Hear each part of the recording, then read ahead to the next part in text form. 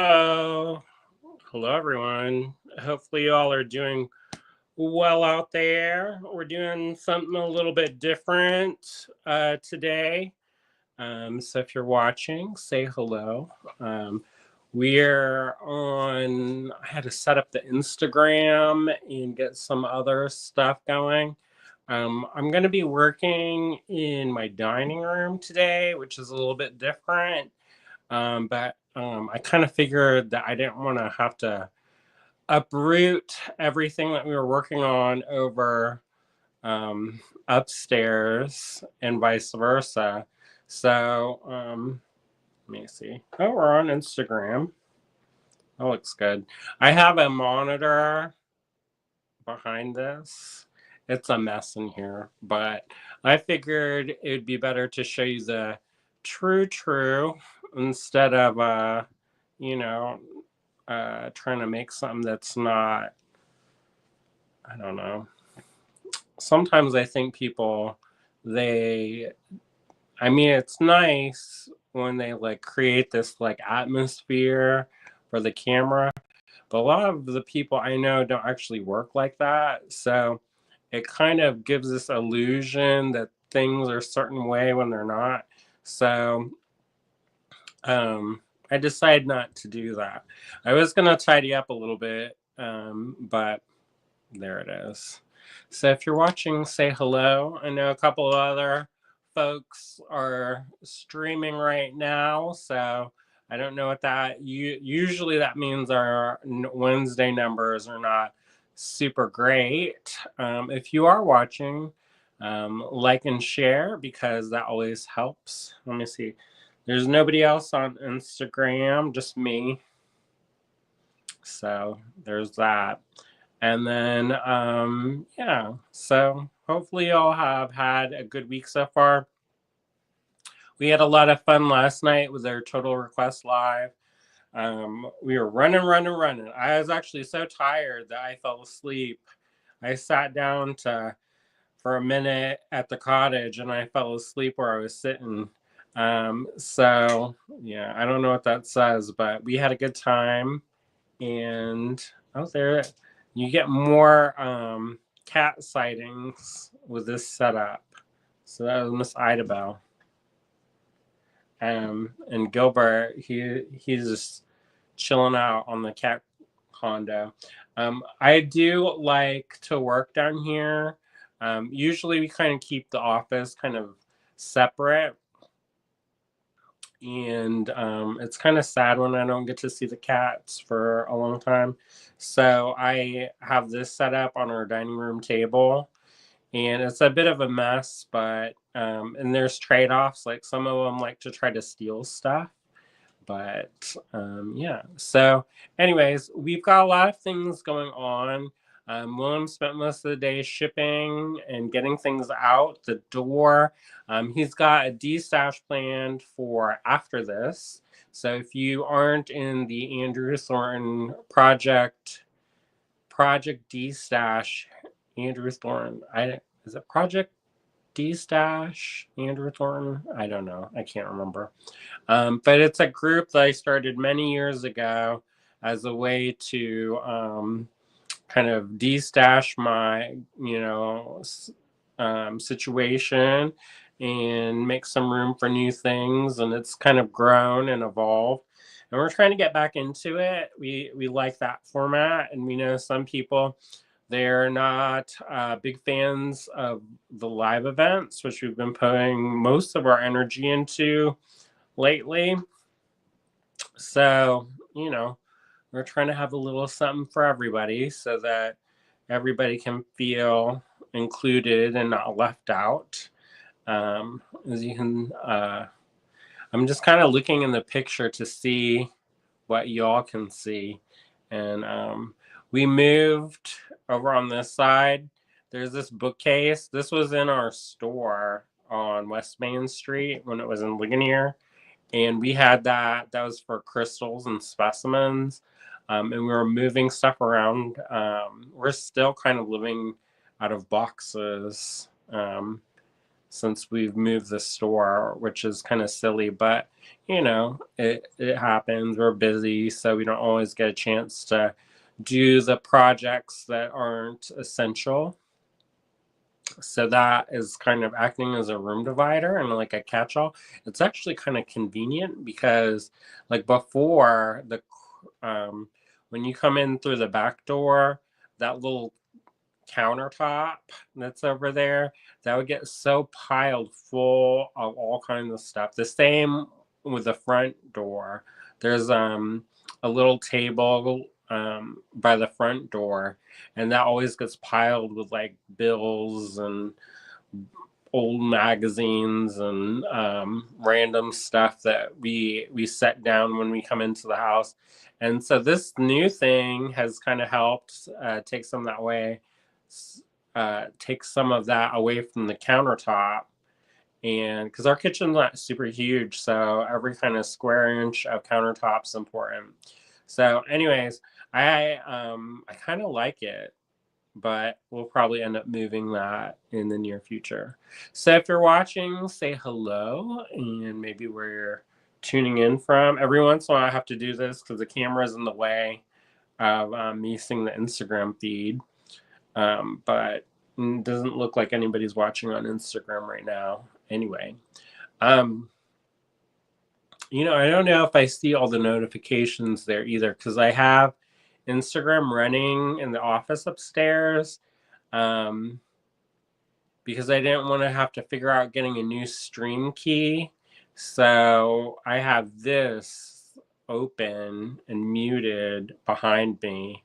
And so hopefully that's not doing any kind of wackadoodle things with the sound. But if you're watching, say hello. I see there's 8 people watching so far and not a word. But that's fine. I know sometimes y'all multitask because I do that. I multitask. So I'm like king lurker. So I don't know. I can't expect other people to be, you know. But so I thought today we could do a little bit of some different things than we normally do. I've kind of got, we have to do the selling lives. That's just a part of our business now. We have to do those. And I that's not my love. If we could just come on and hang out, that'd be great, but we do still have to keep things going. So I do like Total Request Live is different because that's more energy and more fun, but like selling stuff's not my favorite. But I wanted to do some kind of more educational things and work with me videos and, just get a different thing going. Because I know sometimes when it feels like all we're doing is like, buy this, buy this, buy this, it's kind of sometimes that's not 100% appealing. So I get that. So we're doing a little bit something different. And I thought we could hang out and work with some polymer clay. And I could show you how I make my polymer clay pendants and actually do some maybe reverse carving. I've been kind of feeling, I got over a head cold that I had for about a week. And I was kind of feeling a little bit off center. I don't know if that makes sense, but when you can't really do as much as you normally do, sometimes for me, that puts me in kind of a more introspective, kind of reflective kind of mindset. And I start thinking about like things that I want to do and things that I didn't get to do and things about my life that I like and things that I don't like and how I can change those things. And I think that's really healthy to kind of evaluate from time to time certain things that are working and not working and then developing healthy plans to, adjust that. So, one of those things was, I don't know, I just have been feeling like a little bit um, like, I don't know, I've just been feeling a little bit like I haven't been doing enough, even though, and this is a common thing. We had a business coach last year, and we had been talking about stuff. And one of the things that came up is that I associate my self worth with productivity. It's something that I have been instilled with from an early age, and it's hard to break that. Um, and I do create kind of situations where people kind of rely on me, and that and it kind of, I don't know, it makes me feel like people value me more when I do things for them, which is not necessarily healthy. I guess everything, there's a reciprocity where it's like a give and take, and I think that's important to have. But for me, I kind of had been in a situation that was not very healthy, and so I don't know. I guess that kind of, those ghosts kind of still linger. So, it's not one, it's as one of the self-help books that I read said, it's not an event, it's a process.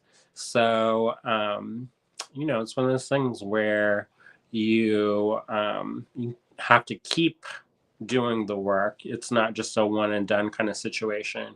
So, anyways, I had some feelings like I hadn't done enough, and that I hadn't been contributing enough to the household, which I talked to William about, and he's like, "You're so silly." He's like, "You're the hardest worker I know, and you have all these feelings of like you're not doing enough." And so I kind of was thinking about that, and you may be like, why is he like unloading his trauma on us? And there's a reason. I want to do a new pendant. Um, and I want to show you how I make those molds. So I know usually people pay lots of money to take classes to do this. And this is, I'm kind of giving some things away.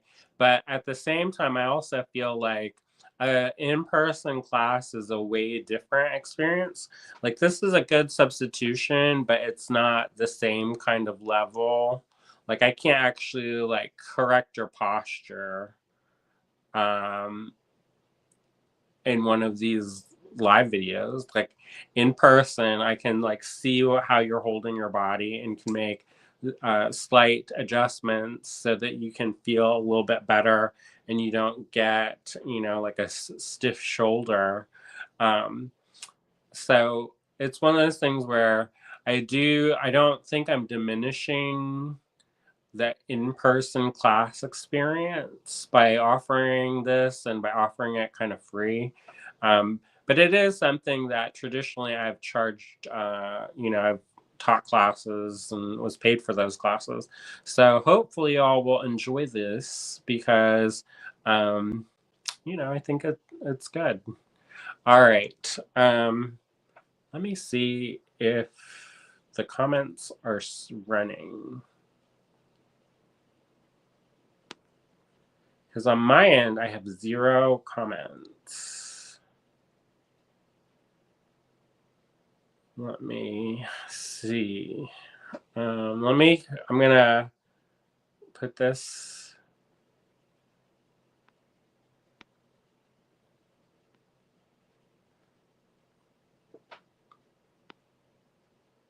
I'm going to put this real quick. I'm going to still talk, but it kind of feel weird if I kind of get off the picture.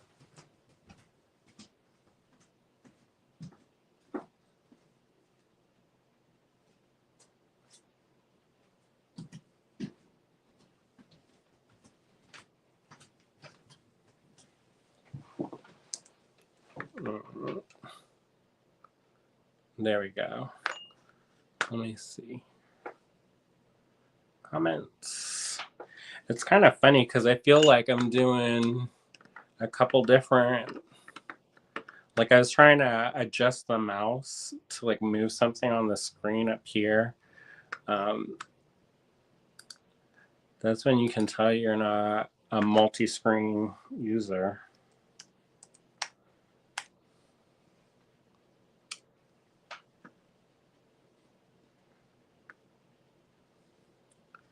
Now let's see. I'm gonna see if comments are going on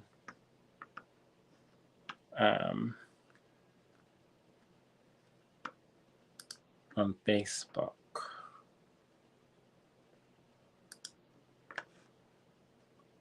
So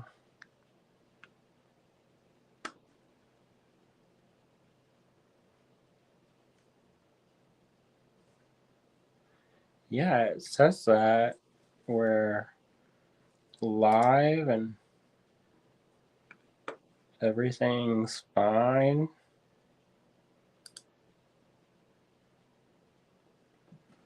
I guess y'all just aren't in the mood to chat tonight. That's fine.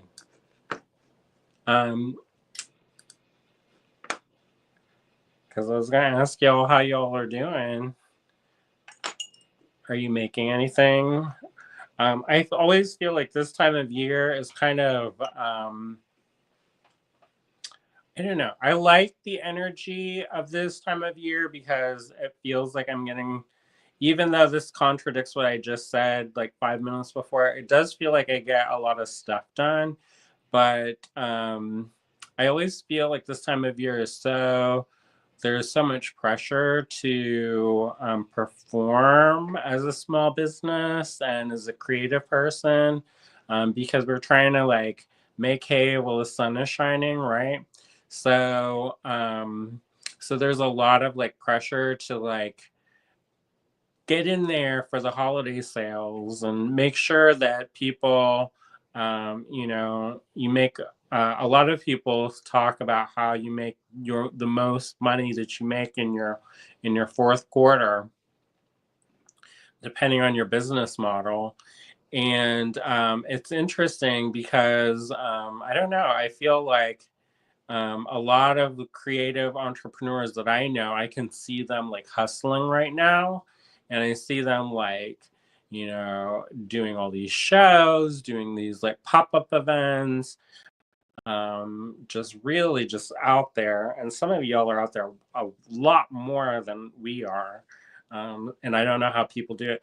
Like one of my friends, her name is Kat, and she's just constantly hustling, and she's got like a show lined up, and she does a lot of like pop-up events where she comes in and sets up like a table in somebody's store, and she's just constantly going, and I don't know how she has all the energy for that. But she told me a little bit of her, I don't know if origin story is the right word, but she told me some of like her story, and I can see why there's that kind of drive. And I also have similar kind of experiences with that. So, anyways, I know a lot of y'all are probably multitasking and trying to get a lot of stuff done. So, I don't fault you if you don't comment, though it does help when folks comment, especially on YouTube and on Facebook. We're just seeing more, so that's always helpful for that. Um, so, anyways, there's a couple other things I wanted to mention before I turn the camera around. One thing and it's so weird, and I don't know if it's StreamYard that's doing this. William said that we had gotten kind of back to normal numbers yesterday for viewership, but it's going like up, low, high, low, high, low. So I don't know what that's about. So, anyways, one of the things I wanted to mention is that we're having an in-person event at the physical location in Johnstown. That's 608 Grove Avenue in the historic Moxham neighborhood. And they've really done a lovely job decorating the street. There's a street that's, I think it's Park Avenue. And the guy Daryl, he really did a wonderful job, and it looks really fantastic.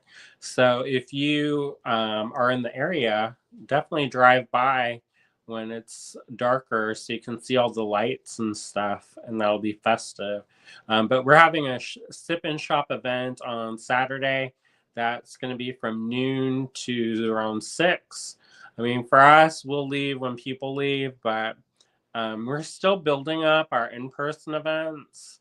It's something that, it's just going to take time, I think, because you never know, with the store, when we had the store around the corner from here, we'd been in town for 12 plus years at that point, and we kind of knew, we could kind of estimate how many people would turn up and who would kind of come by. But since we've moved, we don't really know. We're still getting used to that and building those relationships in that community. So we'll see. So anyways, I'm gonna do some we're gonna do that on Saturday. So hopefully if you're in the area, excuse me, you'll stop by and we'll have little bites to nibble on and some various drinks.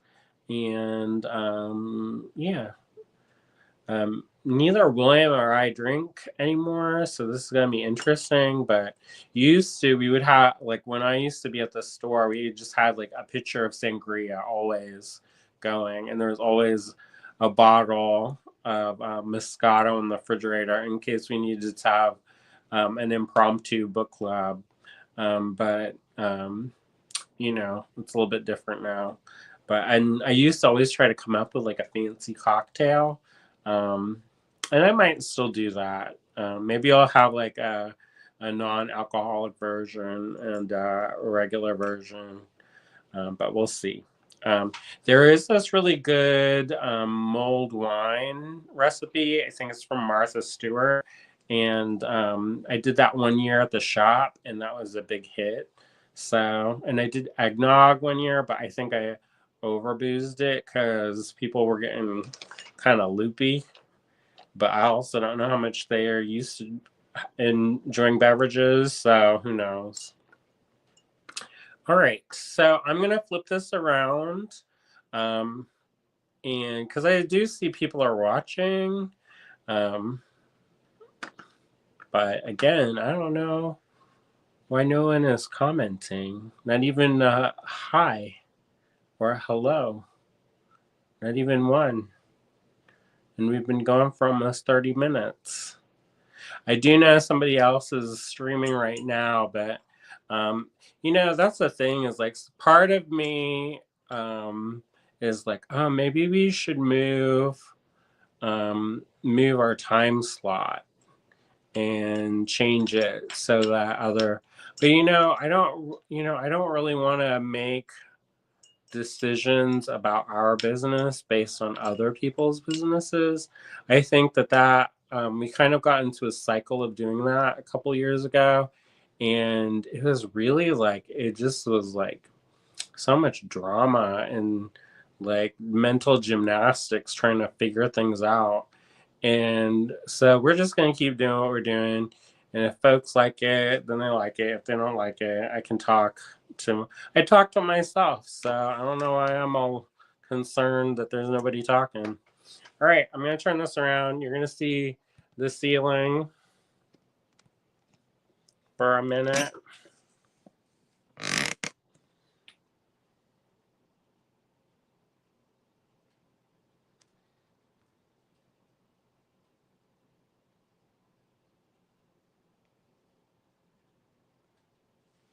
All right.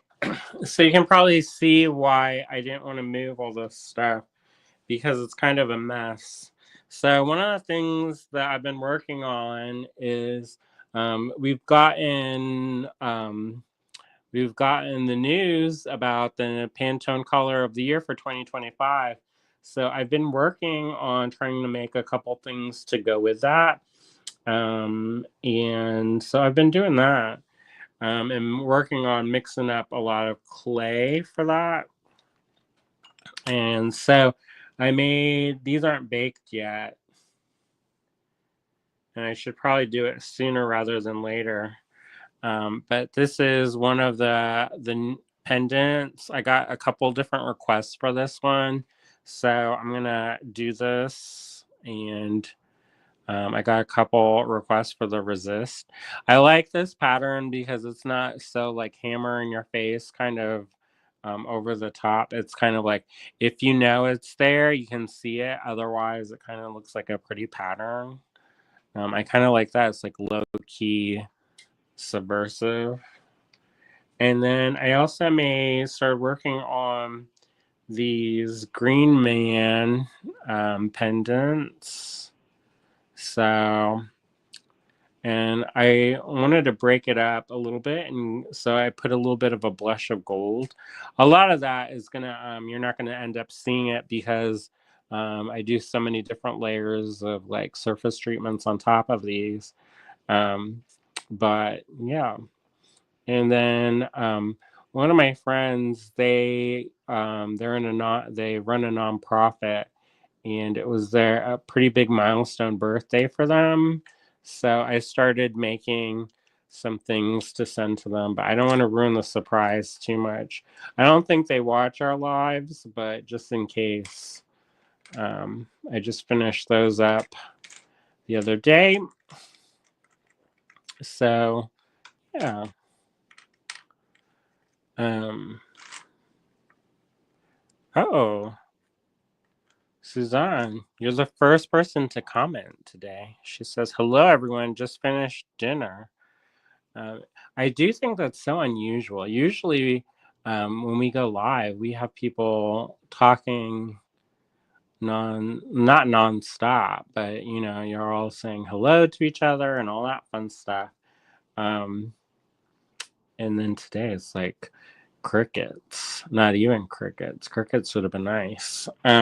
So I've been mixing up some of the clay, um, and this is I mix up kind of a blend of different clays, and what I do is I mix some stiffer body clays and some softer clays. And I usually do it like that because I like my pendants to be hard. Like I like them to be sturdy. I don't like it when you can kind of bend them. Sometimes you can't help it, depending. Like a lot of the transparent clays, um, a lot of the transparent clays that you can easily get, I should say, they are very bendy. Um, and that's fine, but you just kind of have to know what you're getting into. So for me, I like them to be a little bit stiffer, so that's why I make that blend of clay. And people are like, "What's the blend?" And honestly, I have a kind of a recipe, but for the most part, I take um, whatever colors I'm working on, and I make a batch with that. It's kind of like the mother when it comes to like a Scooby. You take a little bit from the original, and then you put it into the next batch, and you put it into the next batch. So this is like if you needed to get like a definitive recipe, there would be no real way because I've been mixing these colors for years. So there's a little bit of this and a little bit of that. And like if I want the clay to be softer, I'll add more primo. If I want it to be harder, there's different clays like Fimo is a much stiffer clay. I tend to use Super Sculpey a lot to it's a little bit more sturdy. It also depends on like the humidity and the heat. If your studio is super cold, your clay is going to be really hard. So you just kind of have to factor that into your life because I don't know about you, but my hands are not what they used to be. So when it comes to conditioning clay and stuff, I really have to change up um, certain things. Suzanne says, with my husband retiring, my regular schedule is changing. Well, hopefully that's good, and that you like it. I know some people, they love being retired. And then I also know some folks, they don't particularly care for it. They're like, ugh. I don't know. I probably will never retire, probably because we can't. But the other part is that I love what I do. So I'm just going to do it as long as I can do it.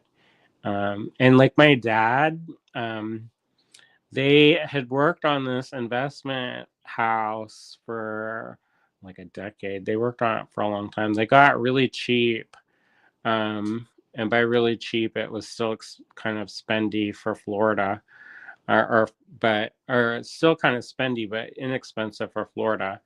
But anyway, so they worked on it for a long time, and he finally retired, and they sold the house, and he was able to retire. But I think that when he didn't have a job, he kind of gave up. He was just like that was what his life was about. Um, and so, that's what he knew how to do, provide for the family. And so he didn't last much longer after that. I think he lived like maybe a month. I don't know. Maybe it is a little bit longer than that. He told me on my birthday that he was sick. And then he died on New Year's Eve. So that's what, end of September to the last day in December. So that's pretty quick, if you ask me. But, anyways, so I probably will still keep working even if I can. Work until I can't, basically. But I like what I do. So, like part of my job is to hang out with y'all. And that's a pretty cool job. So sometimes you get clay and it's not the right color. And there's a lot of different ways that you can add color to polymer clay. I call polymer clay the great chameleon because you can get so many different looks with it. It's something that can almost mimic, it can look like metal, it can look like stone, it can look like glass even. So I think it's one of those things that you can even make it look like fabric. I've seen some really cool like polymer clay sculptural work that look just like fabric. They even had like the selvage kind of edges and stuff, and it was pretty wild because I was like, I don't know how they do that, but they somehow made it work. So anyways, there's a lot of different ways to add color, and so I was trying to get a certain shade of brown, because it's that mocha mousse madness. And so I've been working on this and kind of getting that ready. And I didn't have pre-bought pigments for that color. And I didn't have any kind of ways that were like, I didn't have like a block of brown clay. So I had to make my own. So I've been mixing different colors. And as you can see, there's a lot in there. This kind of looked like salami a little bit. But usually when you're making brown, you mix contrasting colors. So reds and greens. And it seemed like the red pigment was a little bit stronger in this because this turned out a little bit more kind of a reddish, kind of reddy color, more like I don't know what you would call that, dusty rose. So anyways, I got that. And so I have a love-hate relationship with alcohol inks. If you're making straight up artwork that goes on the wall with alcohol inks, it will, you have to be mindful of where you put it because it's not light fast. So you kind of have to treat it like a watercolor.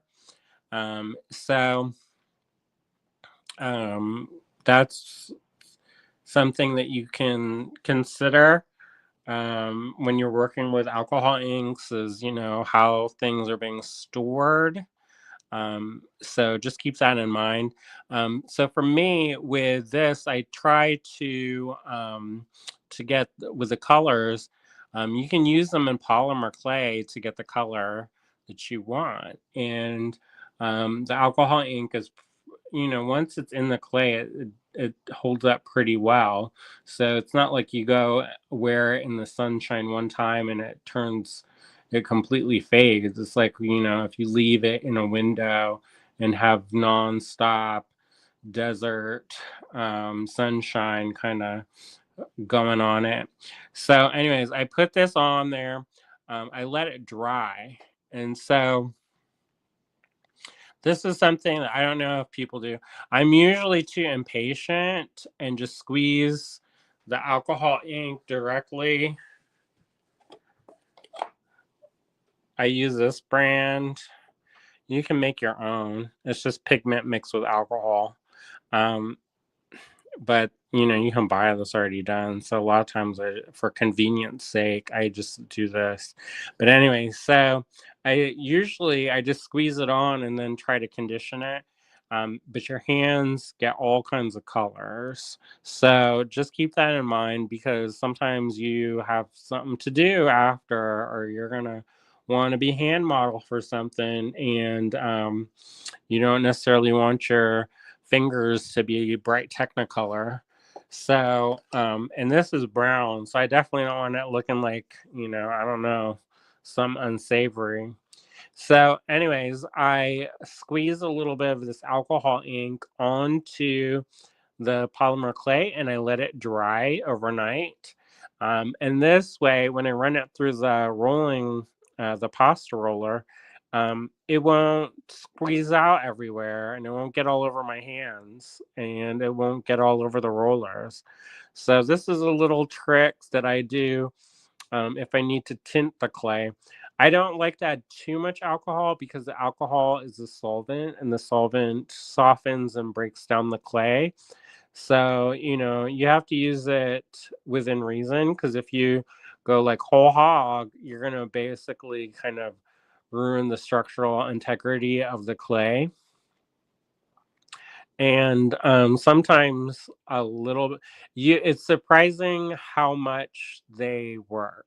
I guess that's not surprising, but it is surprising in the sense that, a drop or two can do so and what I like to do, for example, if I'm mixing a big batch of clay, what I'll do is I'll put all the color in the first kind of iteration, and then I'll add that kind of concentrated color to my other clay and change it. So I'm going to run this through the pasta machine. So it's going to be loud for a second.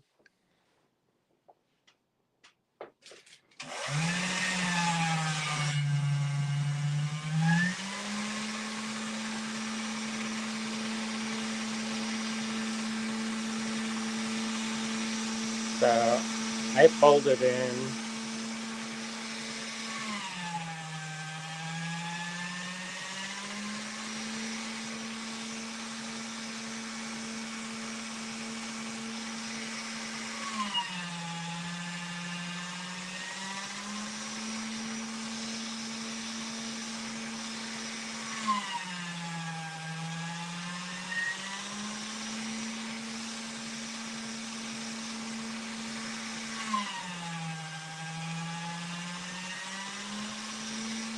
And you can see it's already starting to work throughout the clay.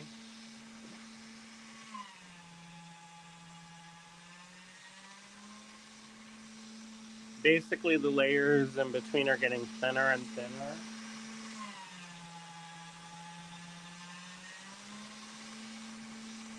So if I keep doing this,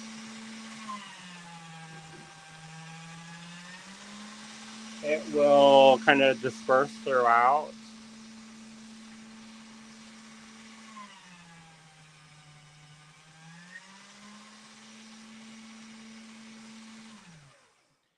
Now, the other thing about this polymer clay is enrolling it in the pasta roller is that in the pasta machine is that like I don't live in a bubble, so I have cats and I have a full life where I collect rocks and all kinds of stuff.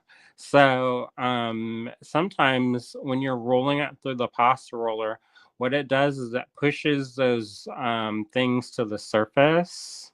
So what I do is every once in a while I'll look at my piece of clay and take this handy dandy awl tool and pick things out. Like that was a little hair from one of the cats. And the reason why I'm doing it is, oh, this is actually a paintbrush hair.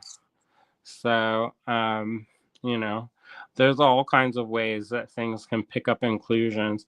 And like I said, a lot of these base colors are colors that I have been I've worked for years, so they just pick up stuff, as they roll around the studio. So what I do is I kind of pick those little giblets out. And I'm not a super pristine person when it comes to like my artwork and stuff. So like in my paintings and stuff, there's like brush hairs and stuff that get stuck in the paint and you can see them. Some people that drives them crazy and they just go and they just can't take it. They go to the brink of madness and they're just like, I can see a brush hair, and so they have very like clean aesthetic. And if that's your flavor, cool, you can spend the extra time to do that. Normally I don't care, but for polymer I do try to be a little bit more mindful because sometimes those inclusions like hairs and things can create air bubbles. And if there's like, if it's inside and contained in the clay, it's no big deal. But if there's like a ton of them, then it can kind of weaken your clay. So I don't really like it. And it also looks kind of pimply. Now, if there's like one or two, I don't really care. But if it's like all over and it looks like frog skin or toad skin, then I'm not into that. That's not my flavor. So, anyways, what I'm doing now, if you're just tuning in, is I put some alcohol ink on this piece of clay last night, and I just rolled it through the pasta roller. And this also helps condition the clay because I live in a cold climate, and it's like in the 40s today, 30s today. I don't know how cold it was. Um, but it was chilly, and so that makes the clay get hard. So if you have like the menopause, sometimes this one woman who took a class, she's gone through it, and her hands were hot, like they felt like she had put them on a heater and then had like touched the clay.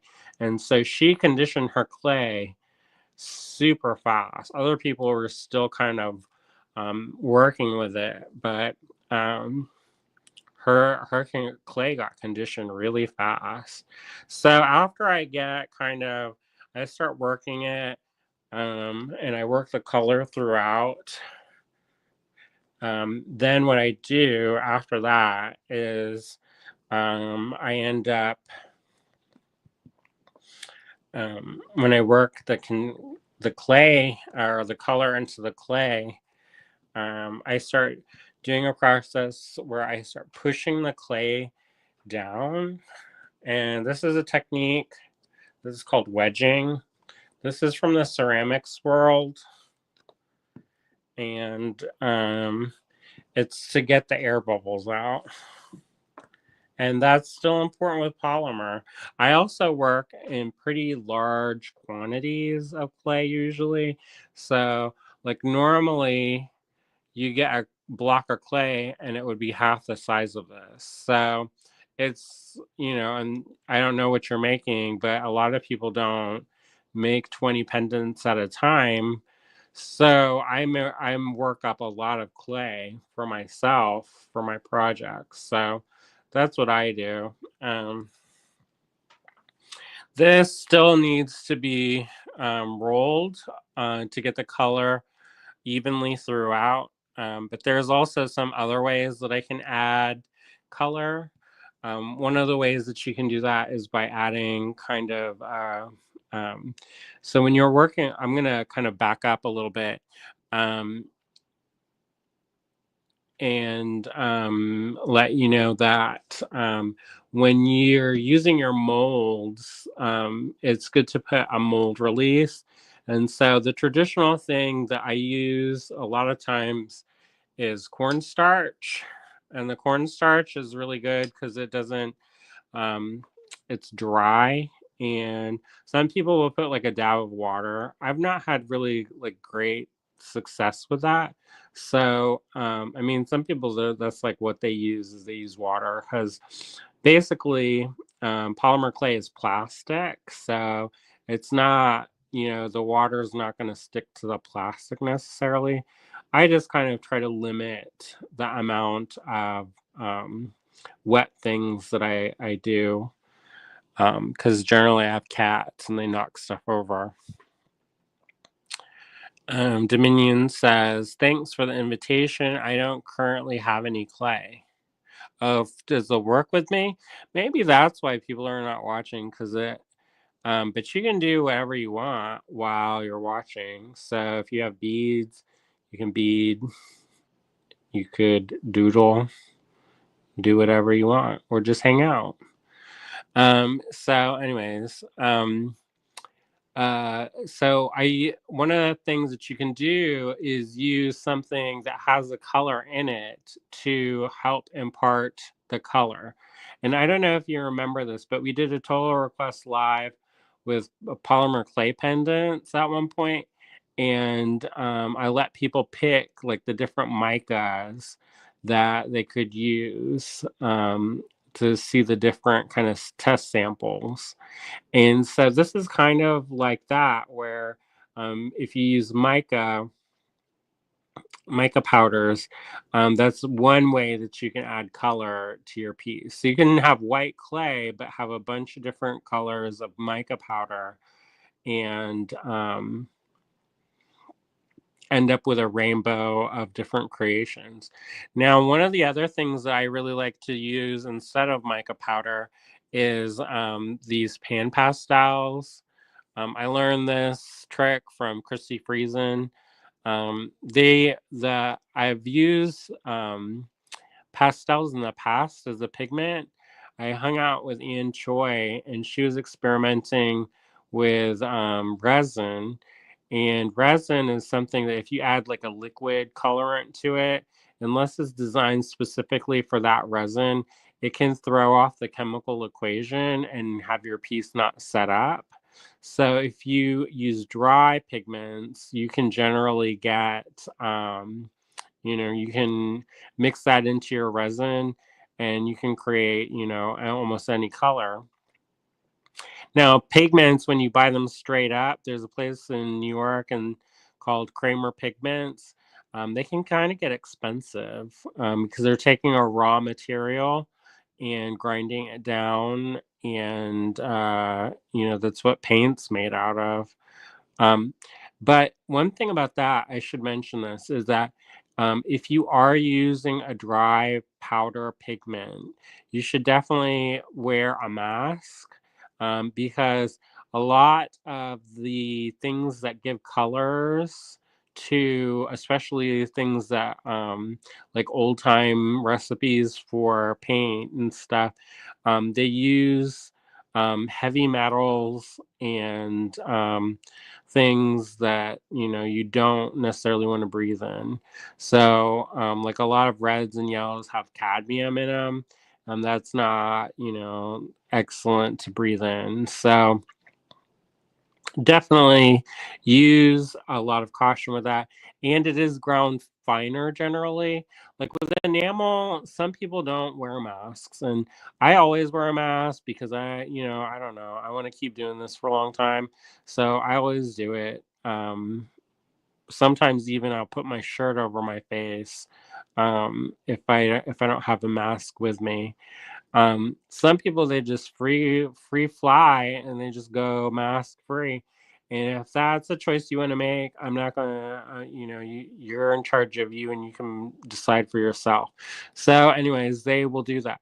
The thing that's different is that the between the powdered pigments and the enamels is, generally speaking, the powdered pigments are ground much finer.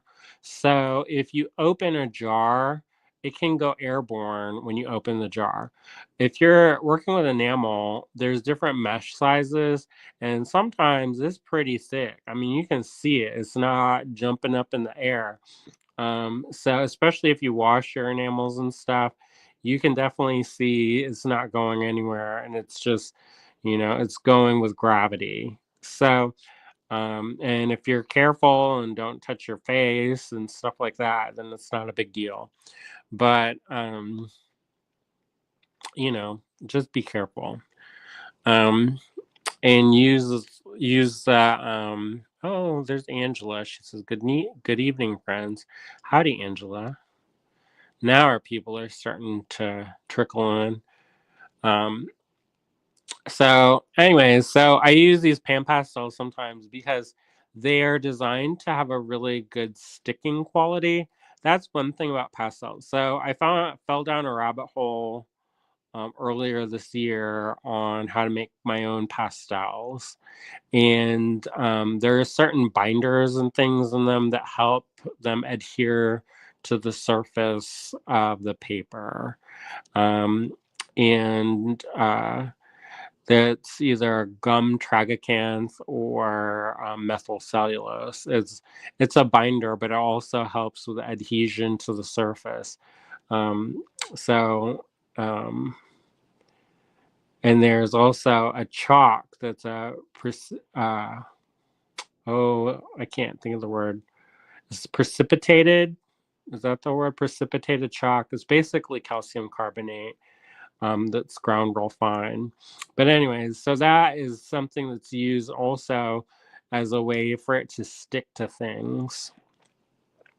So the thing that's nice about these is that it's already mixed in.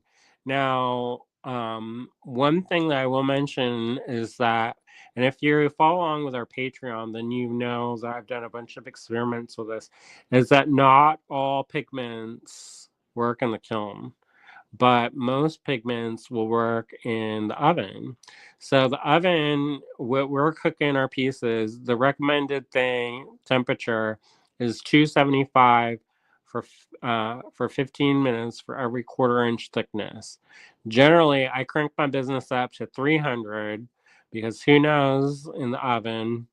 And what I also do is I will cook it for a little bit longer, and that makes sure that everything's nice and completely cured. And if you missed the beginning of this, I talked a little bit about how people are like, what, in my mind, people were like this. Nobody actually said anything, but there in my mind, the first question I would ask is what kind of clay are you using? And in the beginning, I kind of said that it kind of depends on what you're doing. So a lot of the clays that I work with, I start with a base that I've used before, and I will change that slightly. So if I want, like for instance, I'm making this brown color, this mocha mousse color, and I didn't have that color. I didn't have that color clay. So I mixed a bunch of other color clays and used that for that. Tremaine says, do you have a separate oven that you use for the clay? I do. I have many ovens, and I'm always on the lookout for more ovens, like the toaster ovens. Um, but when I'm working in large batches or working on sculpture stuff, I use my home oven.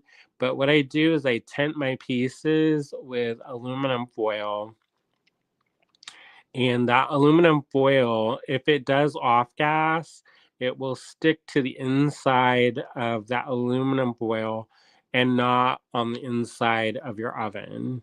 So there's only a limit. There's a limit to how big of a piece you can make in a toaster oven. and you have to, you have to think about it in batches. Like if something is going to take 30 minutes to an hour to bake, and you have a bunch of pieces, you just can't get that many done if you work with a smaller oven. So I tend to work with our big oven, but I tent my pieces. And one of the things that somebody mentioned in one of the forums is that polymer clay has been around for a long time now. I mean, I worked with polymer clay as a child, so it's at least like 40 something years old. Um, and probably older, really, because I have some vintage Fimo beads, they call them, from the 70s. So it's been it's been on the market for a while. So if there were any kind of serious adverse effects by using it, um, that would be known by now. um, because like Ava Hess was using um, this at that time a new product, that was basically like, what they call that,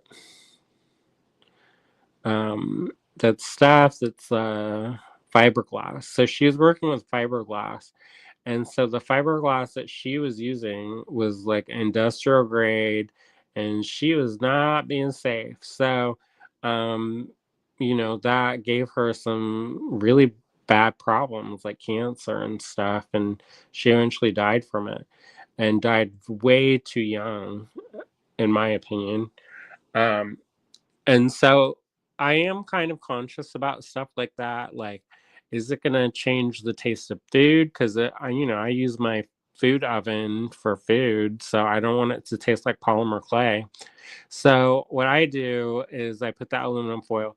I've also seen, and I think maybe this was a suggestion that Lennis had, but around the holidays they sell those aluminum containers that you do for like turkeys and stuff.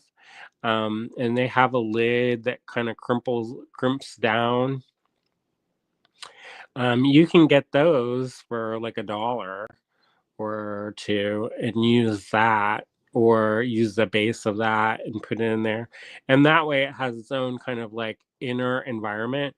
Which the other good thing about that is if you do that and you put tiles in the bottom and put something in between so it doesn't leave that shiny texture, sometimes you can actually create a more stable, and even heat. Because some ovens, the temperature is not really consistent, so you end up with hot spots in like a home oven. So one way that you can um, one way that you can test if your oven has hot spots is get that sugary desiccated coconut. And the reason why I say the sugary one is because the sugar caramelizes. So if you sprinkle a thin layer of that sugary desiccated coconut on the bottom of a cookie sheet, um, and it should be cooking sheet. I always called it cookie sheet, but I just found out it's cooking sheet.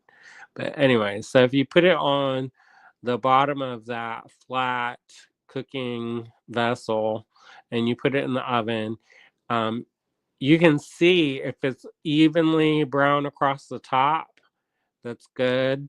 If it's real dark in parts and then real like pale and white in other parts, you have hot spots and cold spots. If it burns in spots, definitely you've got a hot spot. And you can adjust that accordingly. So, like, if your oven's big enough, if you know there's like a hot spot on the left side of the oven, then you can put it on the right side of the oven and then it won't get charcoal time. Jermaine says, I always thought cookie sheet too. Yeah, me too. I was watching the TikTok, and I don't usually watch the TikTok. I usually watch the TikTok when it filters down into the Instagram.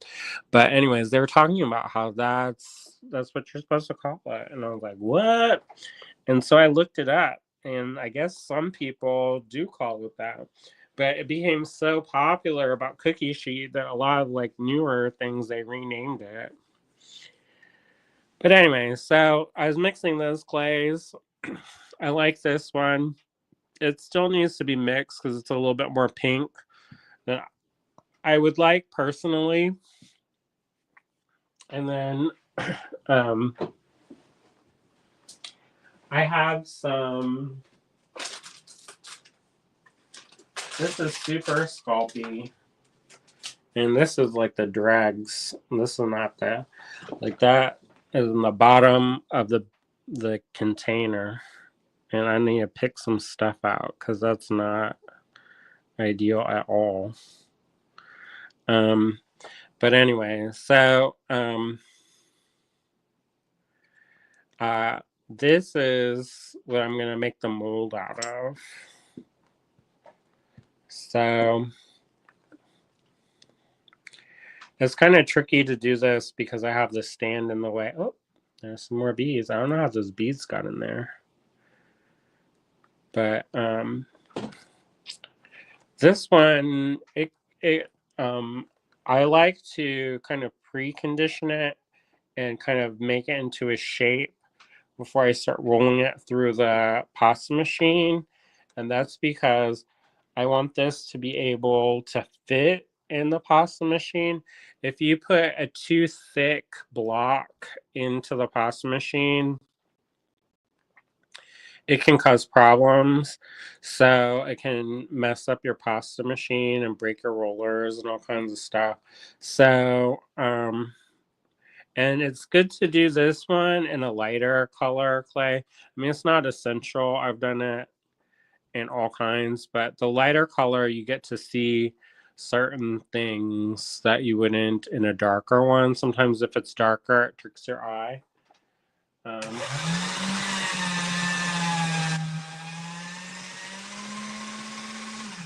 So I just briefly roll this through. And if you see this kind of like jaggedy edge, that means it's not fully conditioned. So I'm going to roll this through several more times, and it's going to get loud for a second or two.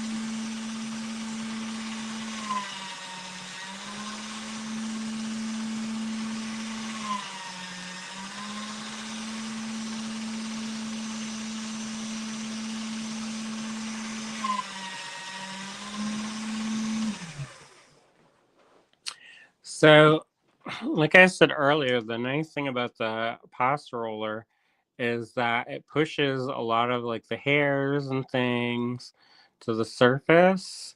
So and if you use this kind of super sculpey, you can see those things and pick them out. And so it is nice because then you don't have a bunch of cat hair. This is also semi-translucent, so you can kind of, I don't know if you can see it, but you can kind of see through the clay, and you can actually pick stuff out that's like embedded in the clay. Like there's like this little piece of, or I don't know what that is, maybe eggshell. But that's a good way you can see what's actually in the clay that way. Because sometimes you can't actually see, and I think the more you can see, the better, right? So if you can see like there's stuff like stuck in it, then you can pick it out, and it's not a big deal. It just takes a little bit more, a little bit more time. You know, if you don't mind having it in there and it doesn't cause a bunch of problems, I don't, you know, whatever. But I do know that sometimes it causes problems. And you can have things where you'll be like rolling out a perfect sphere and then it will kind of split. And that's from having like a cat hair in it. But I love my cats and I like to be around them. So um, that's life. And then just make sure you kind of, some people are real tidy about it. Like I went to this one studio and I'm not going to say who it is, but they basically put on like lab coats when they started working. And they were like real scientific and they were like wiping down all of the surfaces in between all the clays and all that stuff. But their work is different, you know. They have like such precision of color blending that if they, you know, if they had a bunch of like cat hair and stuff in it, it would cause like a lot of problems for their work. So I get why they do that. For the stuff that I make, I'm not, you know, I don't really, that's not a big thing in my life. So, anyways, so one thing that you'll also notice is the edges of this are now smooth. So it is nice. You can tell that it's much softer than when I first had all those kind of like hard crumbles. And I am going to kind of push this down and wedge it again. And I'm using the heel of my palm to do that. And I'm putting my weight. So that way I'm not putting pressure on my joints. I'm putting pressure on the clay. And I make this into kind of like a rough. The first thing is I make this like I'll press it down here. I'll flip it over, press it down there, and then I'll turn it on each side. And I'm basically making a cube. And if you can make a cube, you can make a sphere. So when you have this is a blacksmithing thing that I picked up about how to move metal, moving clay. So if you've got a cube, then you just kind of indent the edges and you break the edge, as they say. And then if you break all the edges and all the points, then you eventually end up with a sphere of clay, a ball of clay. And then I do this thing where I put this into that kind of the what do they call that? The dip of the, you know, in the palm of your hand. And then I roll it like this.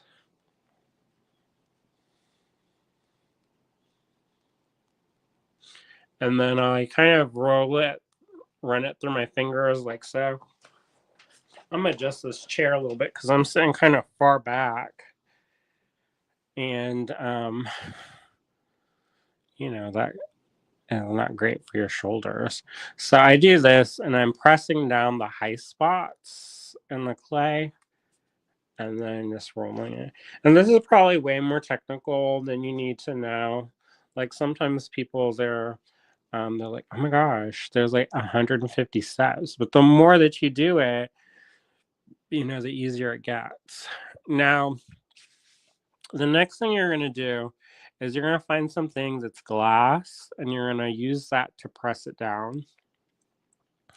I was in a class with somebody and they had these like their son worked in the scientific office and they were moving away from using these. So she got like a crate full. So she was like handing them out and then she said she's going to be handing those out for the rest of her life.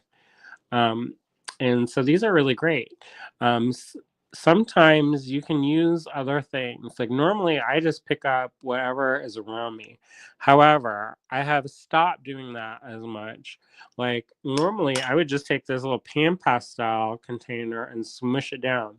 However, I noticed that certain plastics do not like the emulsifier in the clay.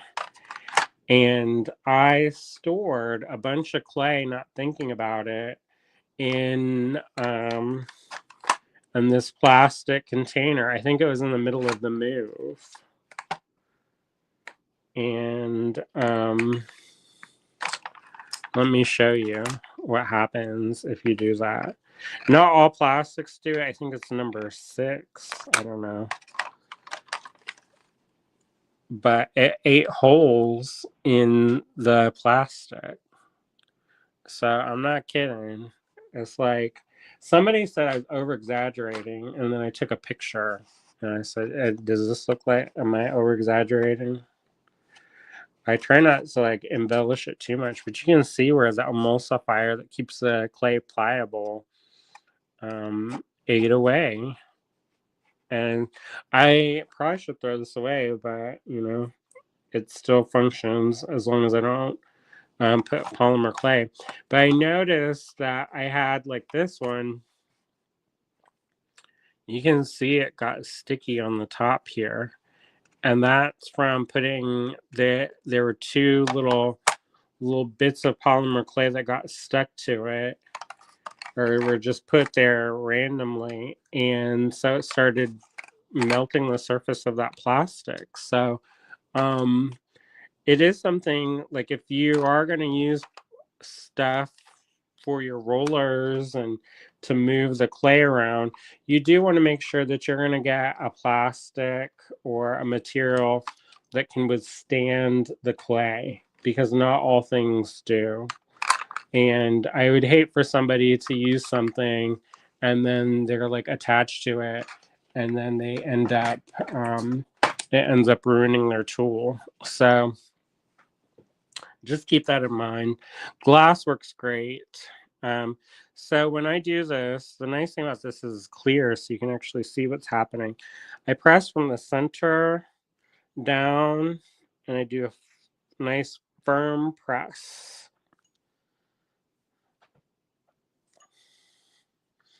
I actually kind of stand up and use my body weight, and then I just twist it. And I'm working on this thick tempered glass.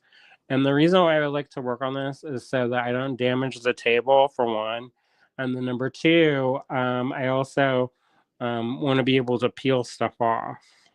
So if you have like that white folding table, the polymer clay will eat that. So just be careful. So that makes a perfect, well, except I smushed it with my finger. So if you ignore this fingerprint here, perfectly smooth and a great kind of surface to make a mold on.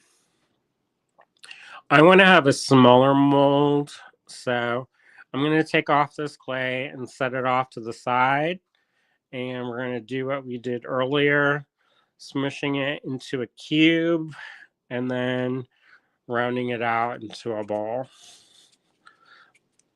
And the more that you do this, see, the thing that in metal they call it cold shunts. I don't know what they call it in clay. It's just where the clay is on 2 different things and it doesn't always fold in. But you'll get these kind of wackadoodle cracks here. And that doesn't seem like anything right now, but then say you smush it and then guess what? It opens up. So, oh, Nettie's watching. Hi, Nettie. So you don't want that to happen. So to avoid that, you make your cube.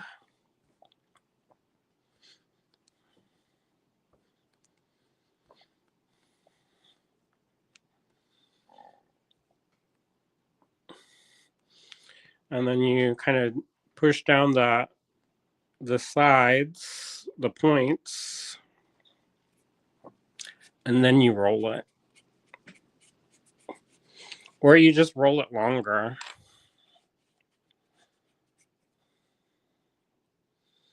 And you don't get those like cold shunts.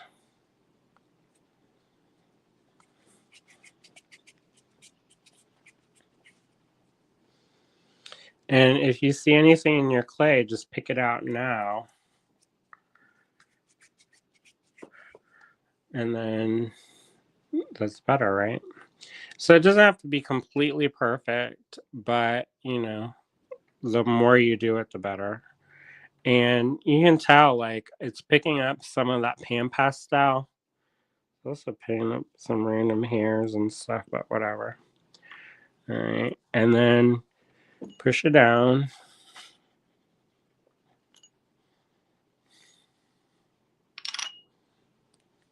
And there you go. So you have a nice smooth surface. So one of the things that I was talking about is how to make these molds. I have a lot of questions about these molds. So these are reverse carved molds, and some of the molds, if you don't do them in reverse, when you press out your pieces, then they won't be the right way. They'll be backwards. So just keep that in mind. I have to get a pencil, so I'll be. Oh, here's one. Never mind. So, if you have something that you can use as a template, then that's good. Like if you have another one of these that's like the similar size, that's good too. And what I do is I kind of loosely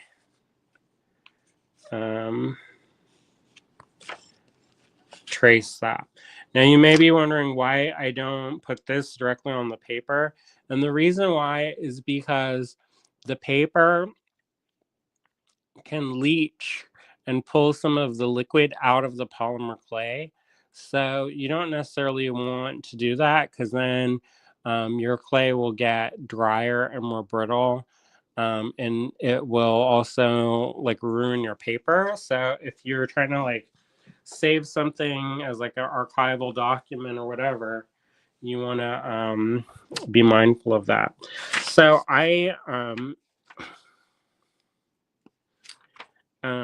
so when I'm doing this, I kind of think about like the orientation, and you can hardly see that, but I don't know if I can. I don't want to make it darker just yet, and you'll see why in a second. So what I do is I kind of loosely sketch out.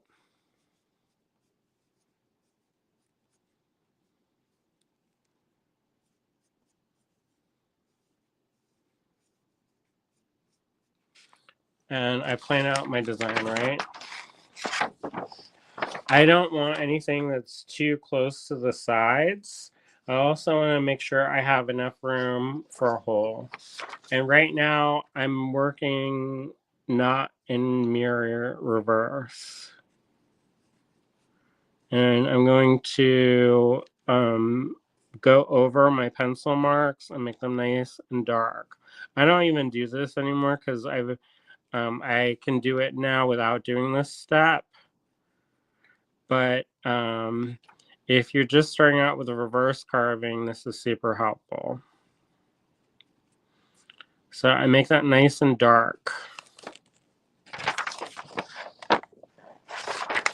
And what I do then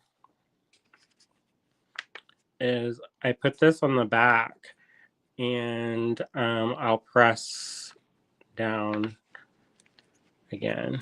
And in theory, if you condition your clay enough, you'll get a ghosting. These pencils, they're really nice pencils, so they don't have a lot of transfer that comes off of them. There's a nice pencil, it's called an ebony pencil. It's really soft and really dark, so it works really great to transfer images over.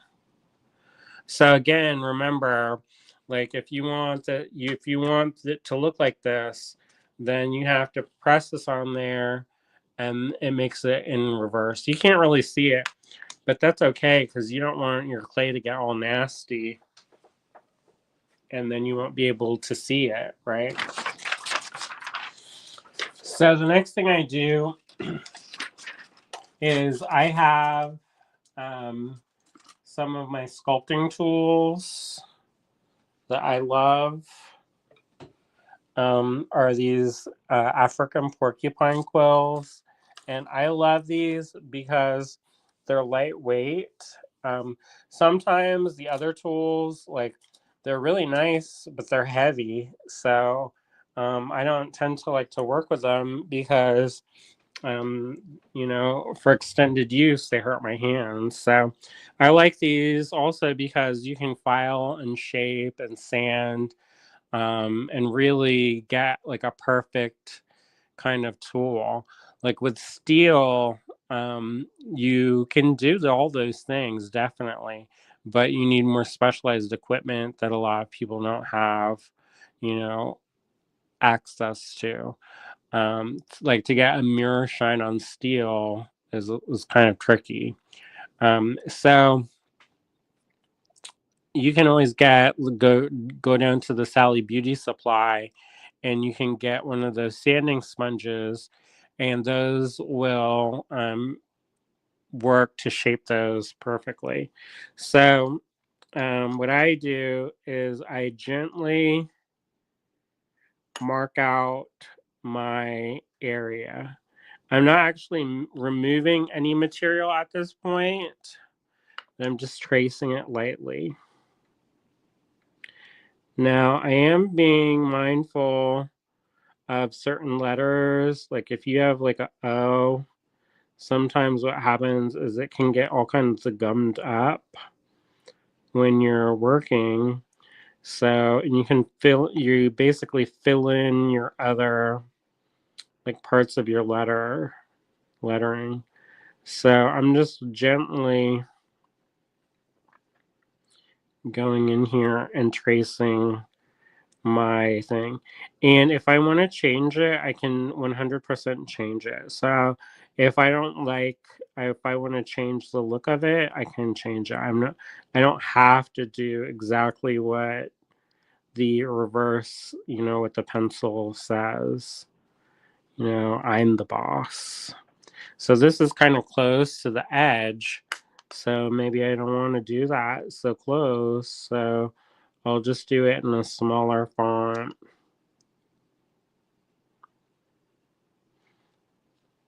And work that way. And one thing that is good is if you have letters that there's hard angles, you can actually use your sculpting tool almost like a stylus. And that's helpful because then you'll get nice, crisp, hard line. The curved letters are the hardest. So O's are a little bit tricky. And you can actually stamp it, like if you have access to certain stamps and stuff, you can also do that. G's, in my opinion, are some of the harder letters to do. And like I said, I'm only just kind of roughly putting it on there, like so. And then I can flip this over. This has a tighter tip. And then that's when I can do it. When I'm doing the clay, I'm not dragging my tool like this because that's causing all these burrs. If you get some burrs, it's not the end of the world. However, if you kind of angle it down, no burrs. So burrs, no burrs. So see the difference? So this is a good thing. Like if you have some clay off to the side or whatever, you can, I always suggest that whenever you get a new tool to kind of play around with it and do some mark making, because then you get the full feel of what that tool can do, right? So if you just kind of like, get a tool, maybe it does what you think it will. And if it does, that's great. If it doesn't, then, then you have to figure out how you can make it. So do the thing you want it to do. All right. So I do like to work on these little glass things. They're nice and lightweight, and I can pick them up, and I'm not messing up the clay, right? So if I touch on the clay and stuff and smush on it and I'm lifting it, it can really distort the work that I'm working on. So it's good to have a surface that I can pick up and move around. So I like to tighten up the text a little bit by going back over with a finer point. Just so you know, when you do this, sometimes you can cause problems for yourself because if the trench that you're leaving is too deep and too kind of what's called an undercut. So if you go straight up and down, good. If you go off to the side, that's called an undercut. And basically, it's a flap. See how I made that flap? And if you push your clay in, it may work for a couple times. But what ends up happening is it gets stuck back behind it. And when you lift it out, then that little mud flap pulls off. So it gets weaker over time. So you do have to be mindful of undercuts. So trying to keep your line marking perpendicular, but also at a slight angle is the trick of that. Now, if you mess up, this one I've sanded this down so it has like a flat curves part like that, and it's just basically my magic eraser, and I can go back over like I'll show you. I'll smooth this out so you're not just looking at a bunch of lines. So this is relatively smooth. Say I make the wrong letter, whatever. Then I can take this down and use that to fill in the clay and slightly burnish the surface. And burnishing is basically rubbing the whatever you're working on to make it smoother. So burnishing metal, you do the same thing. So it's not 100%, but way better than having all those gouges, right? So what I'm going to do now is I'm going to kind of go in here and tighten up the text a little bit and use a smaller or more fine edge to go back over my text. Text is tricky though, so just so you know. I generally steer people away from text in a classroom situation because people get real frustrated. I did teach a class once where somebody, I guess they were maybe dyslexic. I don't know what it was, but they normally had problems with writing, but writing backwards, they could do no problem. And so they had a great time in that class and made all kinds of stuff. And the people who didn't have that issue, they struggled a little bit more.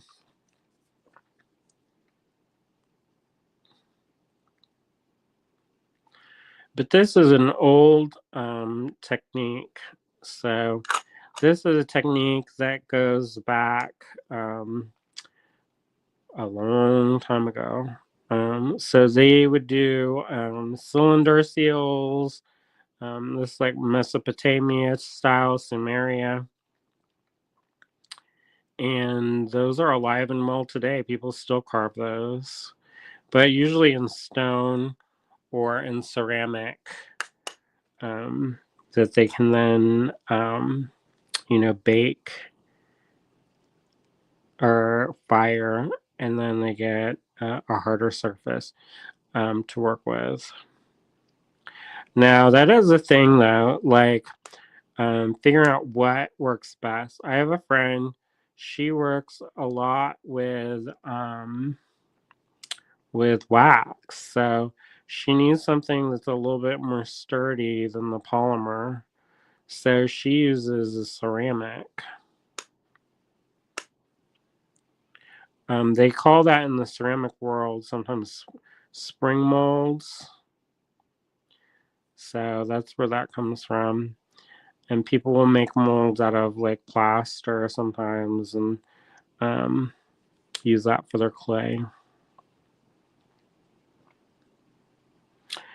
So right now I'm just going over, and if I end up with any little boogers, I just take them off as I go.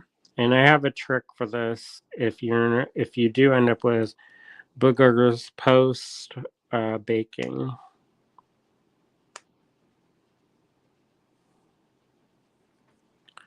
So that's what I've got going. I'm just tracing these letters. Again, the curves are a little bit trickier, but not impossible.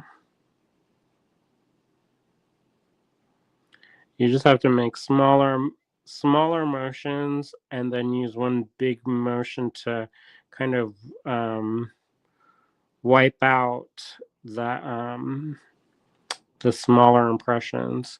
So what I mean by that is if you want a curved line, instead of trying to like go free fall and then you end up with these weird cuts, you kind of go and lightly drag it with your tool.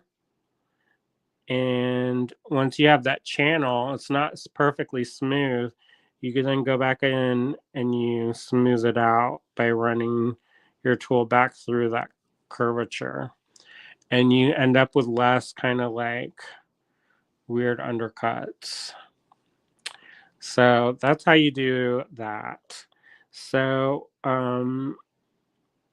now this is all, the text is all on one level. So it gets a little bit more complicated if you're trying to do kind of bas relief stuff, because bas relief basically means it's like the illusion of the 3D in a 2D way. So when you have like a relief, they're suggesting like there's a sculptural element, but you only see part of it. So part of it's flat. And when you do that, the parts that stick up the most are actually the areas that you have to push or carve away deeper.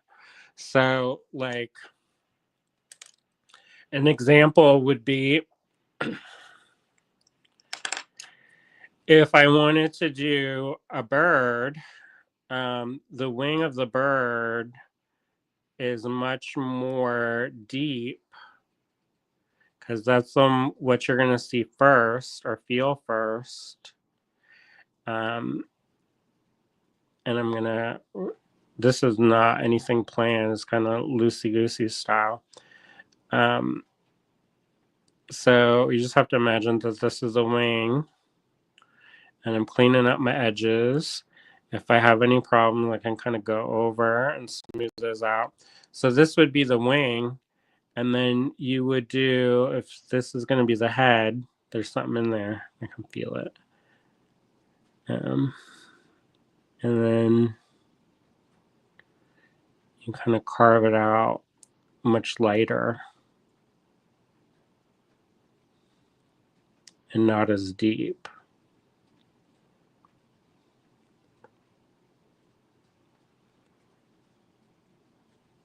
Does that make sense?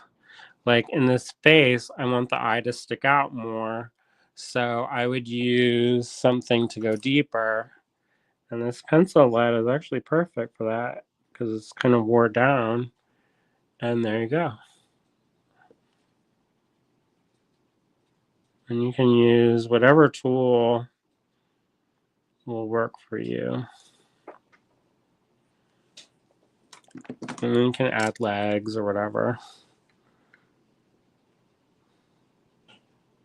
But you have to play around with the depth of things.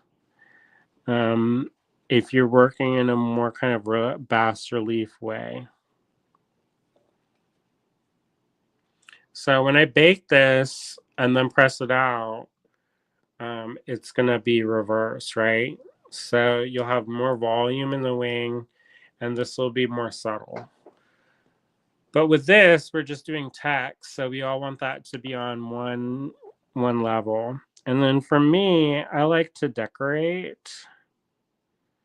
Like, I want there to be a little bit of something in there. A little bit of a texture.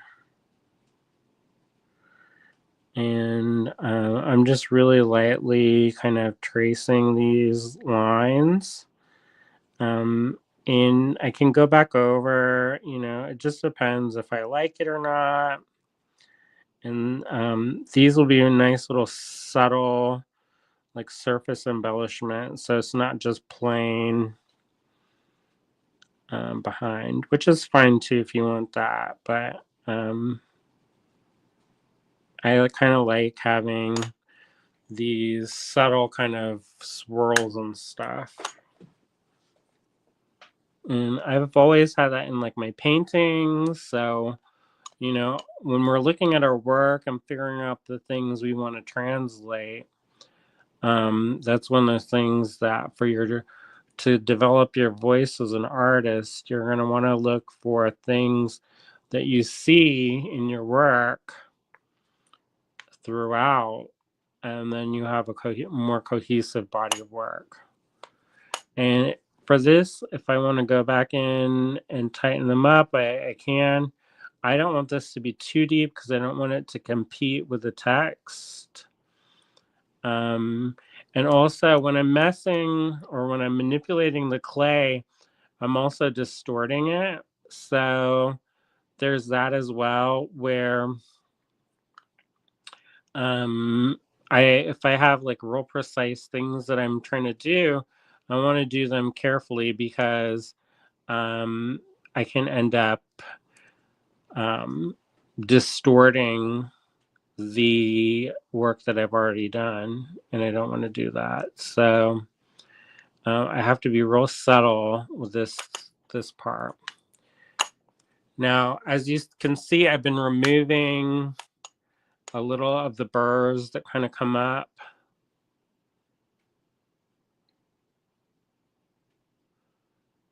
But I'm being kind of careful. And sometimes we'll take a soft brush and use that to kind of clean out any kind of text instead of brushing it with their finger. Because sometimes your finger is like too aggressive, and you can end up like, if you're working on a face, you can like wipe a nose off. So you don't necessarily want to do that. With this, it doesn't really matter because it's just like the swirls that I can then kind of like embellish again and go over again and again. So it's not a big issue. So I can use my fingertip and brush it and it's fine. But for anything that I'm using, like if it was something that was more recognizable and needed a little bit more tender care, I would use a soft brush and then use that to kind of get the boogers off, or wait until after it's cooked.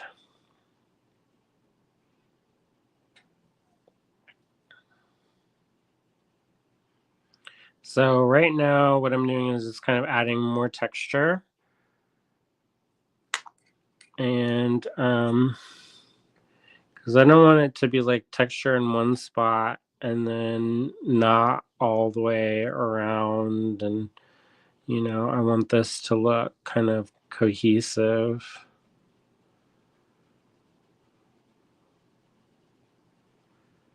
So, and I can even go in and make some little swirls on top of the, in between the letters.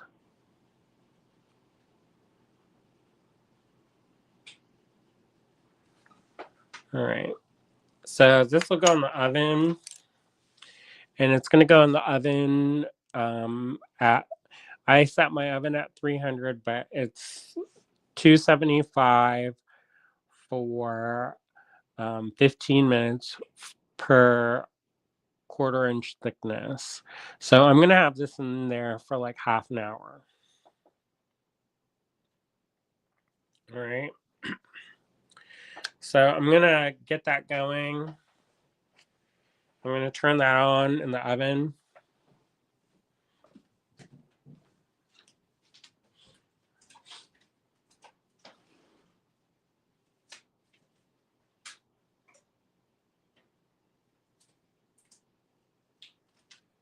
And then let that preheat. I always let my oven preheat because if you put it in a cold oven, you're not getting an actual full 30 minutes. So I'm going to set this off to the side, and then I'm going to kind of clean up the area a little bit, and I'll get to work on making some things. And I figure we could chat, but it's not, people don't seem to be chatting tonight that much, but we'll do our best. Like I said, I can talk to myself all night. I don't have a problem. William gets kind of discouraged. Like, he's like, oh my gosh, I'm so boring and I don't want to bore people. And I'm like, oh, well, if they don't want to watch it, then they can turn it off. And he's like, don't tell them that. And I'm like, well, it's true. It's not like I'm forcing everybody to watch and learn.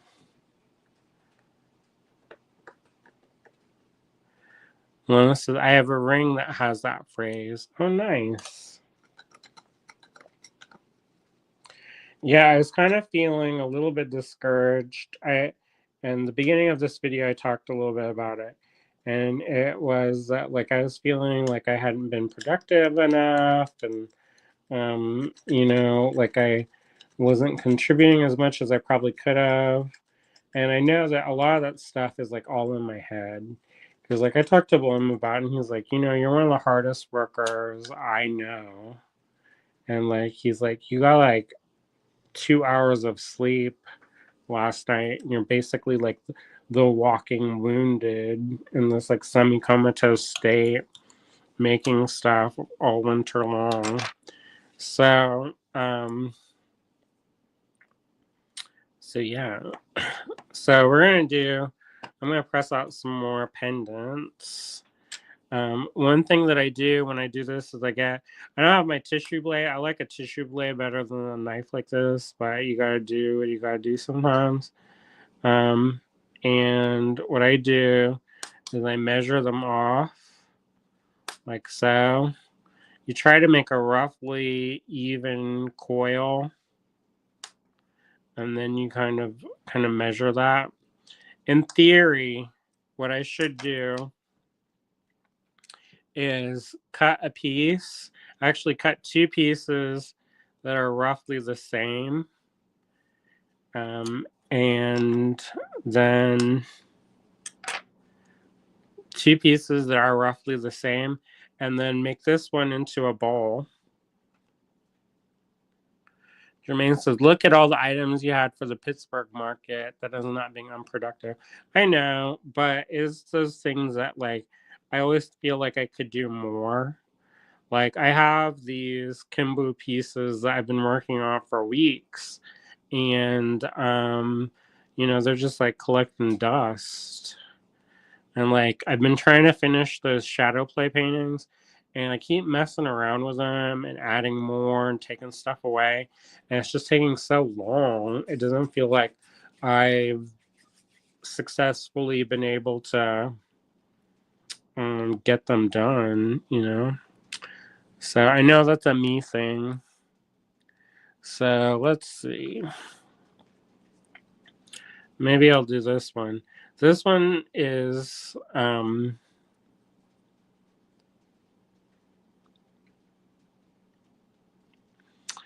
Dominion Movement is talking about furnishing her place and how things are back ordered. So there's sometimes stuff gets stuck in there, and you just have to go in with a fine kind of pick tool and you just pick out whatever. Jermaine says, you're an artist, not a machine. I know. I just have really high expectations for myself. So, and I know expectation breeds disappointment. So I try to give myself grace, but that does not mean that I'm always successful. I'm very hard on myself, especially because the store, we've moved the store. Um, so William's job, y'all know, it burned down last Christmas, his other job. And overnight, we lost a third of our income. So, that's poof, gone. And then, we moved the store, which in the long run, I think is a smart decision. But in the short run, we're not making the same numbers that we did in our old location. I mean, there's a lot of factors to that.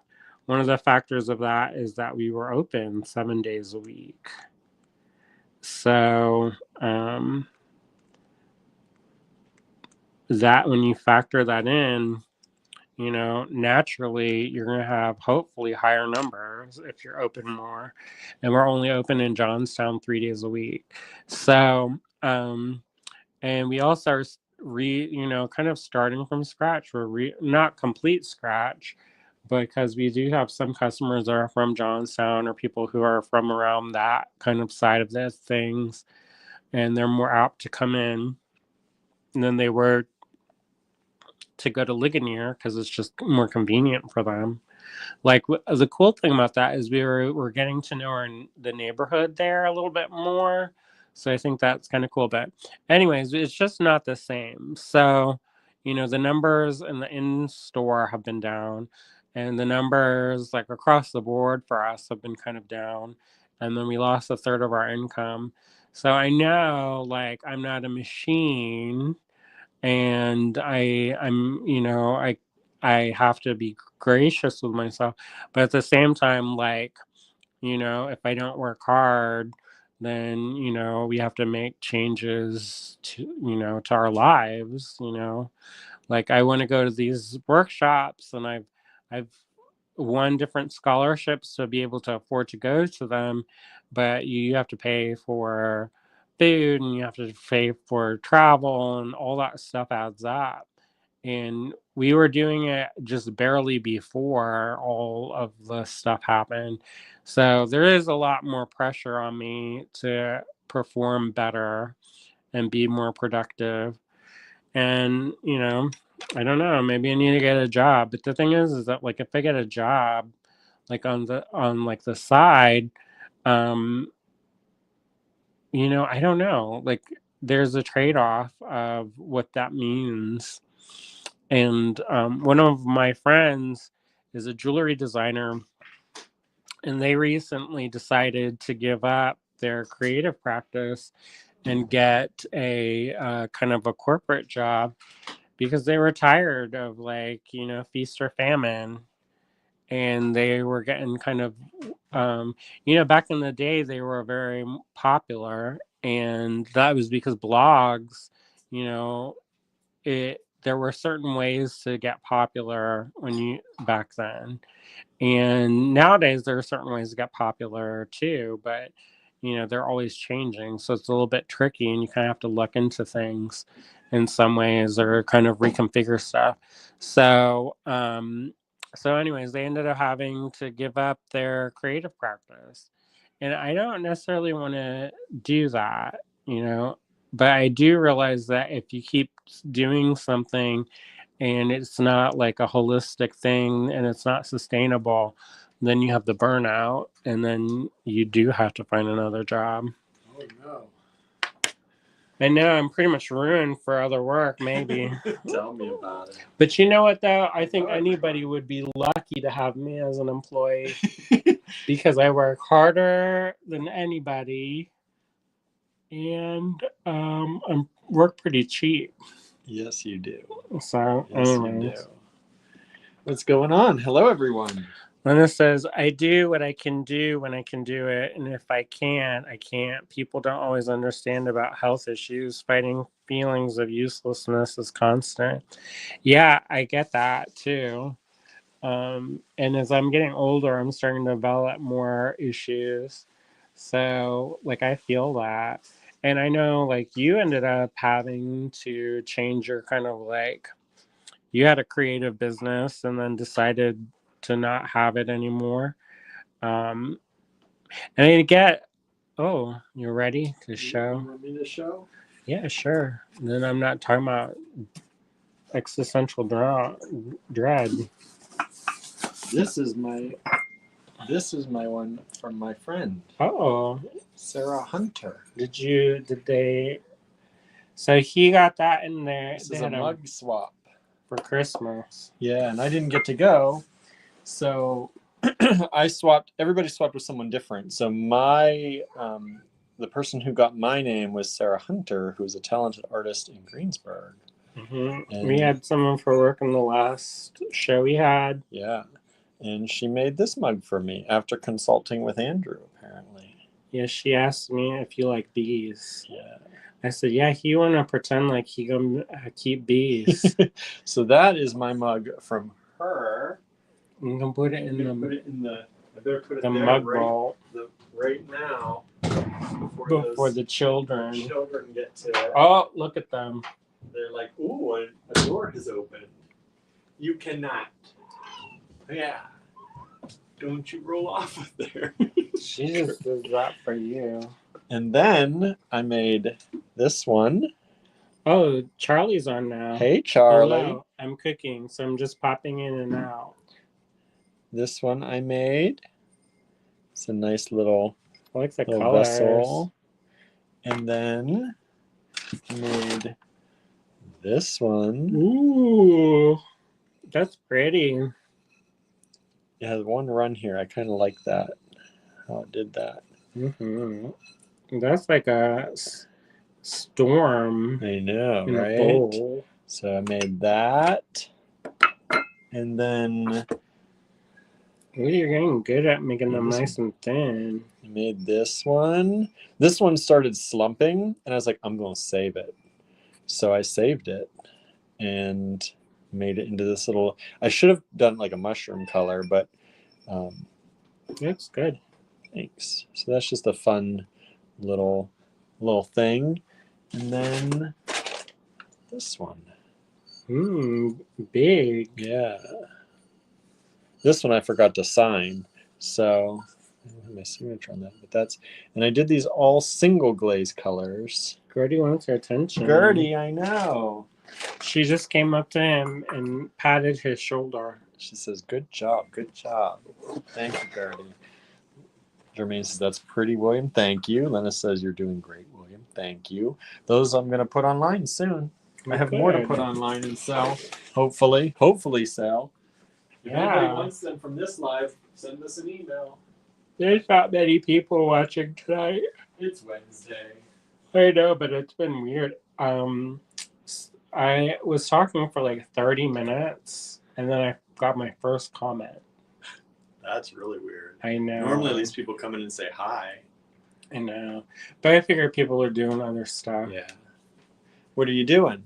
I showed them how to do this reverse carve mold. Nice. You can probably watch that again, and you can do it.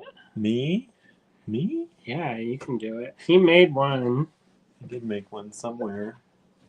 I know where. You know where? You made this. My little rain clouds and stars. That's cute. I made that once upon a time. Hi, Barnaby. All right, I gotta go take more pictures. We're gonna do the D-stash tonight. What time? I was trying to get around 10 o'clock, so. All right. So I'm at the point where I'm preheating the oven, and then I'm gonna cook this, and then. It's okay if you keep going. No, I have a headache anyway. So my neck has been kind of out of whack because I haven't been sleeping very well. And so when I have been sleeping, I was like falling asleep on the couch and like weird. You were like crazy. sleeping on the couch today. That was like you were like sprawled out. I'm trying to. The cats have been like waking me up by digging around on my areas while I try to sleep. Digging around in your area. And so that's called less than ideal. And I know it's because they want to be warm because it's like the warmest part. However, it keeps waking me up, and it's getting woken up like every 2 minutes, and I just couldn't go to like I couldn't get back to sleep. You've been having a really hard time sleeping lately. Yeah, and I think it's like maybe the changes in the weather too. Amy said the last week she's been like she said like tons of energy at night, which is odd. Like she's been going to sleep later and later. She's usually like 11 o'clock at latest. She's like, I was up till 1 the other night. Oh, good. So I don't know if that's good, but that's there's something in the air. Something's going on. Mm-hmm. And I'm not being successful with it. So, anyways, I thought I would hang out with y'all and show you that. William is getting stuff ready for the D stash, and that's gonna start maybe 10 o'clock. He said. I'm gonna try and start at 10. I might not have all my pictures taken, but I'll start posting some stuff around then. So I'm going to bake these. So if you want a green man and brown and mocha mousse, or resist and mocha mousse, or a you are enough in mocha mousse, I'm gonna do that tonight. What would you make some mocha mousse clay? Mocha mousse ish. You know, it is a certain color, but I'm gonna try to do. I'm gonna use this for the resist so it doesn't get stuck. And maybe I have this really pretty one. I haven't used this yet, I don't think. Or I have, but I didn't really use it. Maybe I use that for the gingerbread. But it's kind of like a brownish gold. What color is this? Bronze. And I may use that. Because that mocha mousse isn't like brown. It's kind of like a tan brown. Yeah, it's not. It's like a very milk chocolatey almost. Then it says, Andrew, there are facial massages. I always make it sound like sausages. Massages that you can do for your sinuses. I know next rushes I can show you. Oh, good, because I need it. And then also, I'm going to get one of them gua sha things. I'm going to scrub the heck out of my face so I look young, like a youthful child, like a bald child. And I think I can do it with age spots, but the gua sha thing, it does, like one of my friends, she does that all the time, and it does help with the blood circulation in her face, and it does look better. So I can do that. I do a lot. I mean, I can't necessarily do it in a meeting online. They'd be like, what you rubbing your face for? Dig. Oh, no. Oh, no. I don't think they'd appreciate it. some of the meetings I have are people that are not artist people, and they look at me like I am like wackadoodle doo, because they like their backgrounds are all like perfectly pristine. If you saw the background from earlier tonight, you see like our curtains are like threadbare and like hanging because of the cats like clawing stuff. And I didn't even show you the one. It's got a kind of dingleberry of cloth that they don't get it. not feces. Don't get it. Don't make it sound too bad. There is a one where they got something and it looked like I don't know, not ideal.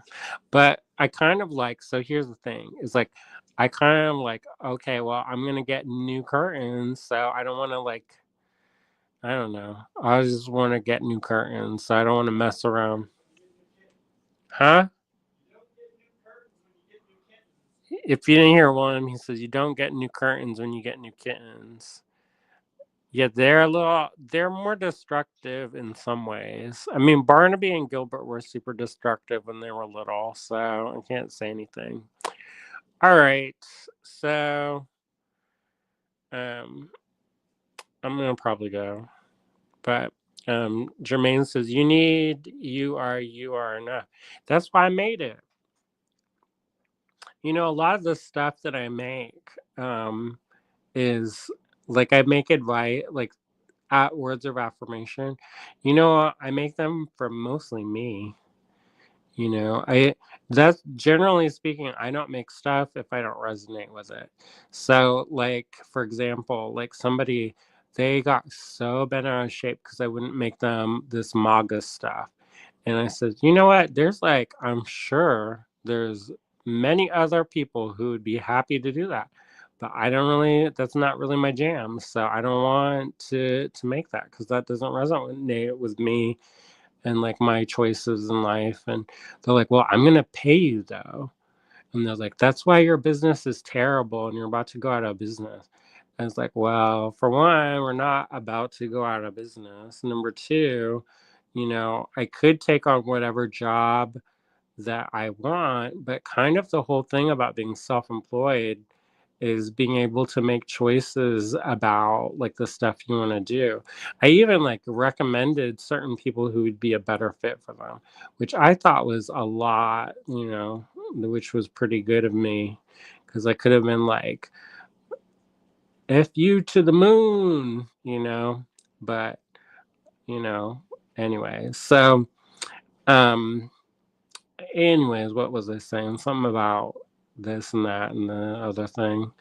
Um, but yeah, no, like a lot of like the artwork that I make, it's not necessarily art therapy, but it is something where I work through a lot of things through my artwork. That's whether it's my jewelry or my painting or sculpture. Like I make a lot of things that are whimsical and fun.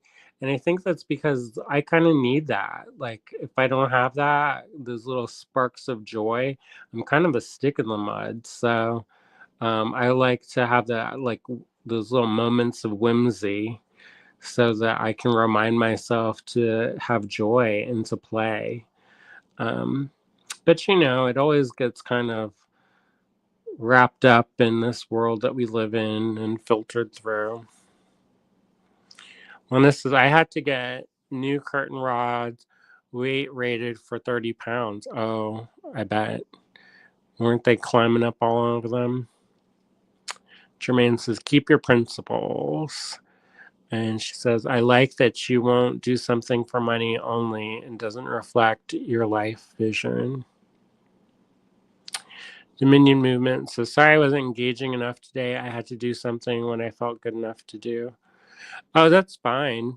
It's one of those things where it does help when people comment and stuff because it does make us seen more. It does help that the algorithm or whatever see people like if you're engaging more, then more people will do it. We know Wednesdays are tricky days because there's like lots of people going on at this time. So, like the people who are here, I'll just hang out with you. And if nothing else, then I just made a new pendant design. So it's not like, it's not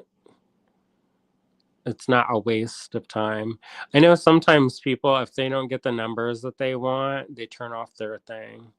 And I get that. Like, there are times when I'm just like hanging out and it feels like I'm by myself and I'm just like, why I have the camera going? I can be listening to my audiobook. I caught myself. I was gonna say book on tape, but I'm getting better at it. But anyway, so I can, but so I understand why sometimes people who are used to getting hundreds of people watching all at once, get discouraged when there's not even half of that.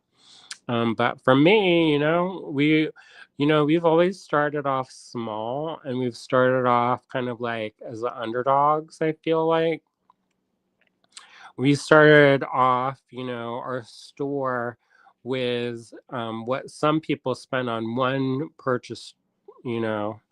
So we did all of our store with $10,000, and I know some people, one order from one vendor is $10,000.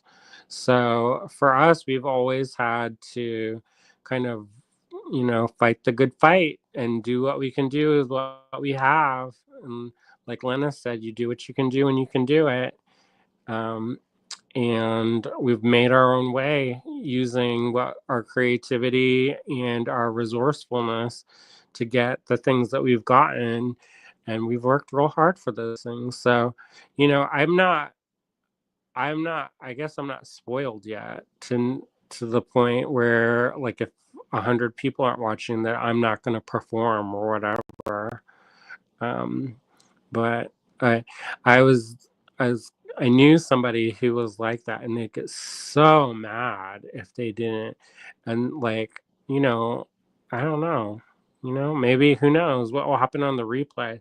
Maybe this will go viral, and then I'll be the next Hatuk person or whatever, in a different context in the craft world. I don't know if that's a good analogy. Never mind. Delete, X out, X out. All right, so I'm gonna go. William's getting things ready for the D-stash, so he's gonna have stuff going. I'm gonna work on some new pendants tonight, and I'm gonna finish up the shadow clay paintings, and those will go live tomorrow. Come heck or come high water, I'm ready. I'm ready for them to be done. So maybe I don't know. I'll make a couple polymer clay. How about that? Because sometimes what happens is then I start working on something else, and then I get sidetracked with that, and then we get sidetracked with the sidetrack of the sidetrack of the sidetrack of the sidetrack, and then it's like I was just supposed to, like, wash the dishes, and now I'm like painting a mural on the wall. Anyways, hopefully you all had a great night. If you're able to hang out, if you're watching the replay, thanks for watching the replay. Hopefully everything is going well for you. Like always, if you ever need anything, and we can help, definitely get in touch with us at info@allegorygallery.com. Our website has a lot of stuff on it. It has thousands of products on it, but I know that it doesn't have everything. And we have a lot of different things, and we have things we don't even know we have. So um, if you ever need anything, let us know. We can always invoice and ship things out. We're happy to be your neighborhood bead store if you don't have one. um, and even if you do have a neighborhood bead store, the rising tide raises all boats. So, anyways, I am going to go, and hopefully, you all are well. And I know some folks are starting some of their winter holiday celebrations this week.